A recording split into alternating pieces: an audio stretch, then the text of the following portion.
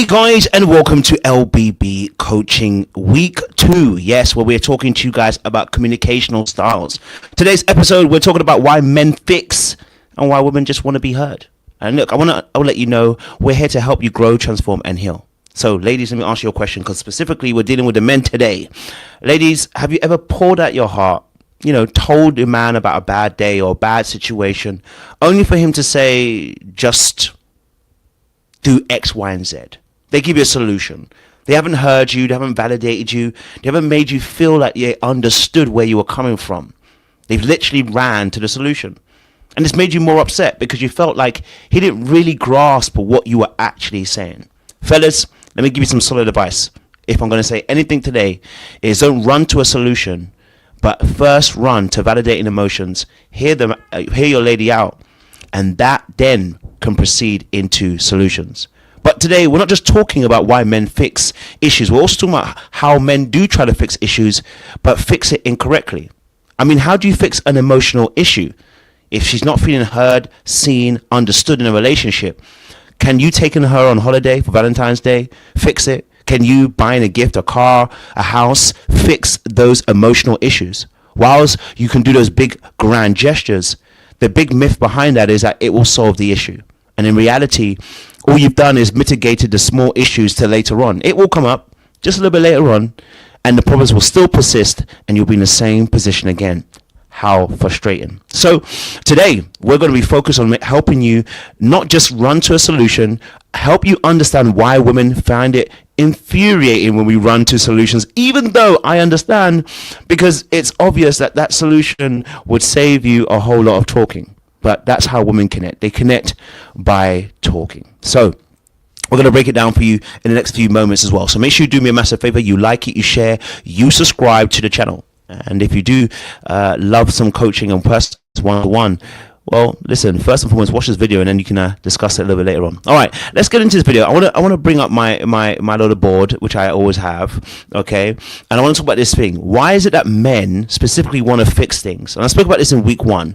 The reason why men want to fix issues is because it proves our competency. Now, someone's going to run out there and say, it's about the ego of a man. And whilst you would be actually partly correct, that is also not the full truth. The truth is that men show love through the affection of fixing things. It's what we do, right? It's our natural tendency. If you've ever dated a man that really cares about you, you'll find he tries to do things for you because he actually cares about you. He's solution orientated. He's logical thinking.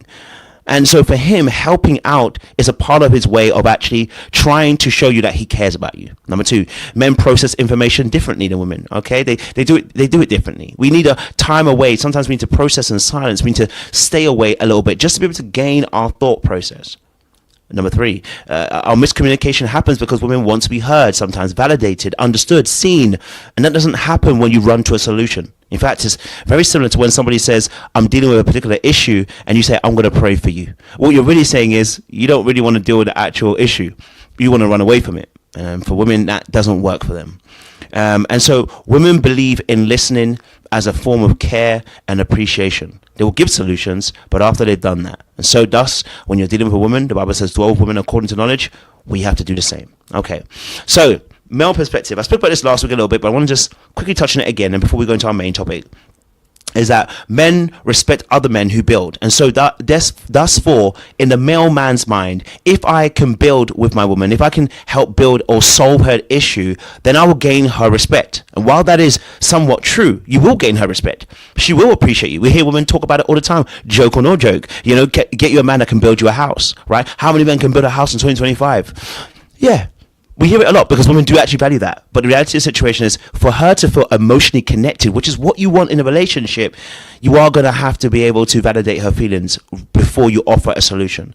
And I know that offering a solution is our way of showing that care and appreciation. All right. Silence and passive listening is also a part of what men do. We will listen. We will be silent. And sometimes we will do those things because we're looking to find a solution. So our silence is not our way of rejecting a woman or telling her we don't care, but sometimes we really are processing what they're saying and we're waiting to give you a solution. You know what I mean? Like, and so that's also another thing as well. For women, obviously, I've said already how they stress and how they release stress and how they actually connect is through the talking, is through the communication, is through spending time with one another and running through some of those thoughts. And she's actually processing in that immediate moment, which is very different to how men are, which is where the conflict can end up coming from. So talking can be that solution, and it can help them release that stress as well, but makes them feel connected, which is what we need to really focus on. Okay.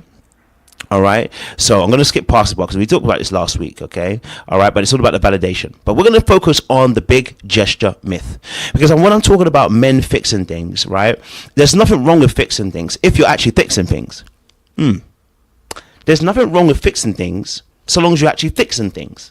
The problem that we have is that sometimes men aren't actually fixing things. They think they are, but they've used the wrong tool for the actual problem. So the big myth measure, what is it? Many believe that a grand romantic gesture can save a relationship. The reality is it might buy you some time, but it won't solve deeper issues. Emotional connection is more important than the actual expensive gift. Sometimes what men will try to do is fix an issue within the relationship, right? I've spoken about this before. They'll fix an issue in a relationship by trying to spend it away. But you can't spend it away, because you actually need to spend time actually working with the problem, and the problem is an emotional connection. And so what sometimes men will try to do is they'll try to fix the emotions, and you can't fix emotions. You don't fix emotions. What you do is you work through them as a solution. So sometimes, because men don't want to necessarily deal with the emotional aspect because it feels like it's getting in the way, and it does at points, right? For us as men, right? It does at points get in the way. But what it does when you try to fix the emotion is that it creates another problem, and it creates a monster. Because what you're actually saying is, I want to fix your emotions, and I want to remove that feeling that you need for validation of it. And actually what we're saying is, I want to erase you. I want to remove that part of that womanhood of yours where it's frustrating you because you're emotional, when you should just solve the issue. If you solve the issue, your emotions will change. And actually, no, solving the issue won't change the emotions, because actually the emotions is what needs to be worked through and is the solution to the actual problem. So while she's complaining about her boss who's annoying, we could say quit the job, and it would be a good solution in some regards. Not all. It would be a good solution, right? But actually then that wouldn't stop her emotions. She still feels the way she feels, and she just wants to be heard and seen, and she's probably going to go back to that workplace. So that's another interesting point in that respect, right? So the big gesture cannot solve the issue. Okay, hold on, let me get this so you can guys to see it. We have some water burn behind here. Okay, why the big gesture isn't enough. I kind of spoke this as well. Every act, and this is reading a book by Men Are From Mars, Women From Venus, and this is by John Gray, and I've summarized it in a particular way, and it's very interesting what he said. He said a line that really caught my eye and caught my ear, and he said that for women specifically, every gesture and act is equal. For men, it is not the same. We score and tally based on the context and the scenario and the measure of the gift in relation to what our need is, in a sense. And so when it got me thinking, wow, that makes a lot of sense. And it makes sense why a lot of men will buy a gift trying to or buy a gift or buy a holiday or try to do something big as a gesture, thinking that they're going to get more points. But actually, in reality, all it did was add an extra point. It did not add 3, 4, 5, 6, 7, 8 points, and thinking that, you know what, by doing that, I get a little bit of leeway, you know what I mean? I get a little bit of grace. No, it doesn't. It can stave off the relationship breakdown for a little bit, but it would only stave it off for a little bit in terms of that, so long as she is in a space where she hasn't fully got to a point where she's emotionally drifted, then she can make it go, okay, you know what, I'll let it go for now. But in the back of her mind, the small issue that we haven't dealt with, the emotional connection, is still working in there. So she will come back to that place very, very quickly. So every act is equal in the emotional weight. Meaning, if you go and spend £4,000, £10,000 on a holiday, a car, a house, while she may really appreciate that, their small details are still within her mind of what she's thinking about that needs to be solved. So you may be thinking to yourself, well, I bought you a house, and you hear men say this, I pay the bills. And women will tell you, but it doesn't matter, because she will also she'll probably quote, I do the house chores, I cook, I clean, I do the kids, and she's like, you can't even beat that, that's 5 to 1. But in your head as a man, you're saying, but I pay all the bills, so that equals the 5 things that you do. But it doesn't work for that like that in their mind, right? So that's really important to understand. And so in Gottman's relationship ratio, he speaks about this. He says that you need at least 5-to-1 ratio when it comes to positive experiences versus negative. Let me tell you a quick story. I had a girl that I was kind of seeing a couple of years ago, and I remember she said to me she fears having a conversation with me. I'm like, why? Because every so often we're gonna have these really bad conversations where I'm gonna probably scold her or probably tell her off, and it's true, I was. I get to a point where I don't like something, I'm gonna tell you straight. But sometimes I can be very black and white and very judgmental about it. Something I have to learn to grow, and I've got past it now, right? So she said that, and I said, I got a bit angst and a little bit annoyed, and I pushed back. But what I realized was those conversations are part of the ratio of 5-to-1. If we're having regular conversations where it's very heavy and I'm lambasting, scolding, telling you off, right? You've now got a negative experience. Let me give you an example of what that actually looks like. Because some of you men might say, whoa, she's doing wrong. But I want you to understand what I'm really saying to you. Imagine you go into a business, and out of every 5 visits, you know that one time you're going to have a bad result. Would you want to go back to that business? If you know that every 5 visits, one of those visits is going to be a bad result, you're not going to want to go to that business, right? So Gottman says couples that have a 20-to-1 usually have really good healthy relationships. 5-to-1 is an indication you're about to divorce. Right? And the same thing can be said about relationships. Too many bad experiences within a short period of time and in ratio to good experiences are going to create a problem. And so part of a bad experience is not the holiday, but it's the holiday trying to fix a small issue that you haven't fixed. So let's say we're having communicational issues, and then I go and buy a holiday, so let's go on holiday. She'll go on the holiday for sure, but she'll be thinking about the issues that we have, the small issues that we haven't fixed between ourselves. We don't talk every day, or when we do talk, I don't listen to her. I don't validate her feelings. I don't hold her in high regard. I don't consider her when I make decisions. So she'll go on a holiday. Some of you are going to Valentine holiday, and you're going on a Valentine holiday, and the relationship is in tatters. And what you're doing is you're creating an emotional high, but as soon as the high is done, just like when it comes off drugs, you're gonna have to deal with the reality in front of you. And that's why actually you see a lot of couples, especially on the Instagram, celebrity couples might, come out on, say, my husband is this amazing person, or wife is an amazing person. And then a few months later, they're divorced. Yeah, they had an emotional high. And so they spoke these words at a point in time in that emotional high. But then when it comes down and they come into reality, it's like, oh, this ain't it. This ain't it. Okay. So big gestures don't erase past mistakes, especially if emotional needs are unmet. Okay, all right, we'll discuss that in 2. All right, the illusion of fixing mistakes with grand gestures. Common misconceptions is if I do something extravagant, she'll forget the mistake. A lot of men do this, not all, a lot of men do this, where they think that if they do a big gesture, you go and buy that holiday, you go on that restaurant, you go on that boat, you go and buy her the car, the house, whatever, right, that you think it's going to erase the mistakes that you made. And we see it in movies, right? The man will go out and buy a diamond ring or flowers, whatever, because he knows he's done something wrong. And whilst the woman will smile, what the film doesn't show you is that you are slowly grating away the relationship. And because we're in 2025, where women have power now to walk away, and there's nothing wrong with that, to walk away from relationships without there being a social consequence in terms of financial and safety, emotional safety in the sense of physical safety, in the sense of, right? They have now the power to now choose their own destiny. Now the power's in their hands to choose their own destiny. You can't just behave anyhow. She actually can go. And so those things where you don't fix things can now become things that will make them leave the relationship. Truth is, women value emotional presence. So if you're not present, but you want to offer presence, that's the problem we're going to have. You're trying to fix something you're trying to fix a consistent problem with inconsistencies. Or rather, because of your inconsistencies, and you're trying to buy something to make it consistent. You can't. Consistency requires consistency. And presence requires your presence physically to be there emotionally. And so when you don't do those things and you buy the gift, it will stave off the relationship for a little while, but it won't save you. Okay? So without emotional connection, even the biggest gestures can feel empty. Right? Okay. Oh, I don't know what happened to my notes there. What happened there? Okay, cool. Why men use big gestures instead of emotional ones, okay, is that one of the reasons why is because men tend to deflect from the small issues. Remember we said about how men try to fix things. They are trying to fix it, but they try to fix emotions. And so when you have an emotional issue, they're thinking to rather than fix the emotional issue by themselves becoming to a space of validating your emotions and becoming emotional vulnerable, they rather not, and this is why emotional intelligence is important, they'd rather fix the issue by giving material, money, house, car, etc., etc.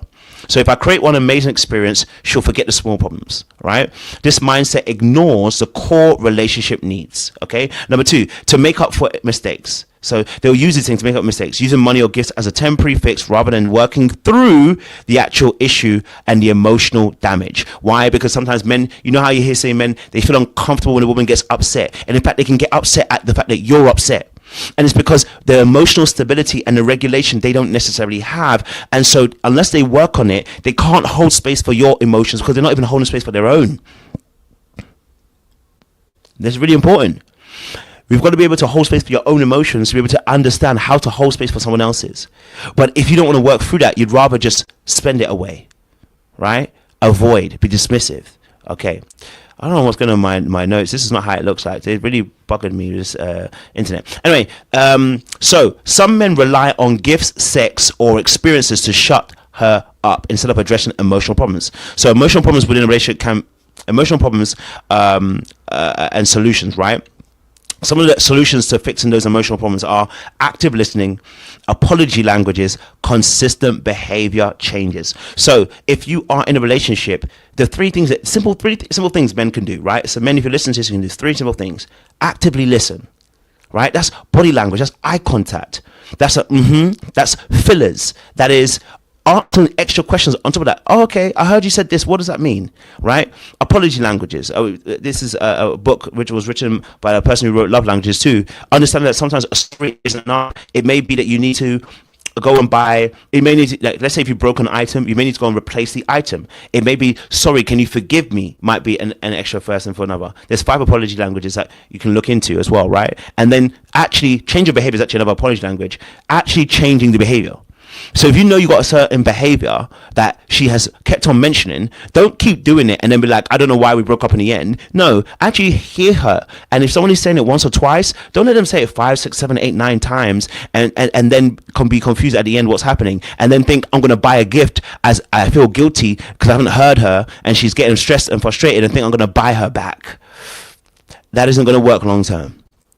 Okay, so big gestures provide short-term relief, underlying emotional disconnection. Okay, so again, going back to what we said about lasting solutions, and obviously the fourth one is actually being emotionally present. Understanding that a lot of the solutions, for instance, buying something, taking them on holiday, Valentine's Day, all of these things are short-term and they actually affect you long-term. So whilst you're saving yourself short-term, some of the issues like not having that conversation because you took her on holiday to shut her up, long-term, as you shut her up, she's actually still working through those emotions and feelings, and actually she's starting to emotionally drift. She's not going to feel as close and as connected to you. Okay. So instead of grand gestures, focus on daily emotional investments. Think of it as a deposit, right? Putting 5p, 5p, 5p, 5p, 5p consistently, rather than thinking I'm going to put £100 here today, but then take 50 out tomorrow, and then put another 25 in another day. Like, it just becomes inconsistent. Be consistent. Regular appreciation and validation. Important. She's talking, validate her feelings, right? Okay, show appreciation. You know, babe, I appreciate what you do for me. I love when you do this, etc., etc. Right? Emotional check-ins. Just ask her how's she doing. How you feeling today? She might be feeling a little bit down today, and hold space for it. If she says feeling down today, you don't have to fix it. Again, for us as men, we feel like we have to fix it because that's what we do, and it sounds like you're telling us to fix it, but that's not what they're saying. They're not telling you to fix it. Probably should have said this earlier on. They're not telling you to fix the emotional aspect. They're telling you to hold space for it, right? Number 3, genuine conversations. Some of you don't even like your partners. I'll be honest with you. Some of you don't like your partners. That's why you can't converse with them. But all shade aside, you should be having genuine conversations. Like when you like somebody, you have real conversations, exchange information. Okay. Number 4, being accountable for mistakes. Okay, so if you make a mistake, you're apologizing, you're saying sorry. You're not being hard-headed and prideful about it and trying to gaslight and then, reverse shift the blame onto the other person, rather than just saying that, hey, I made a mistake, that's my bad, I'm so sorry. And if she's then guilt shaming you in that point, you have to also be assertive enough to say, hey, look, I apologize and I do say sorry and I'm changing my behavior. What I don't want to be done is to be condemned. And that's you pushing back in a very assertive way. Okay.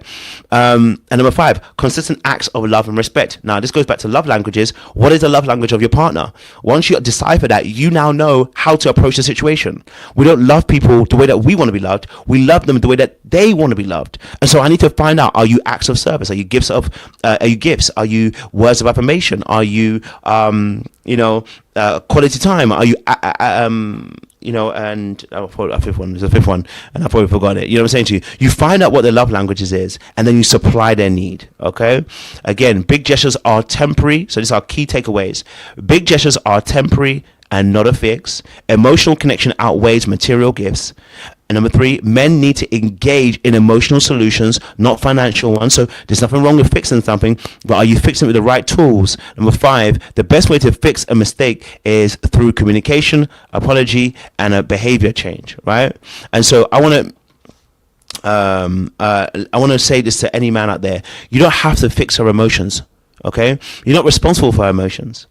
How she feels, but you don't have to fix it. Just hold space for it, bro, right? And you'll see you go a much longer way. Now, love is built through consistency, not grandiosity, okay? The big gifts are good, but they're only good in conjunction with the consistent behavior, okay? The true measure of love is in the daily actions, not just the one-time efforts, okay? Valentine's Day is coming, but I hear it.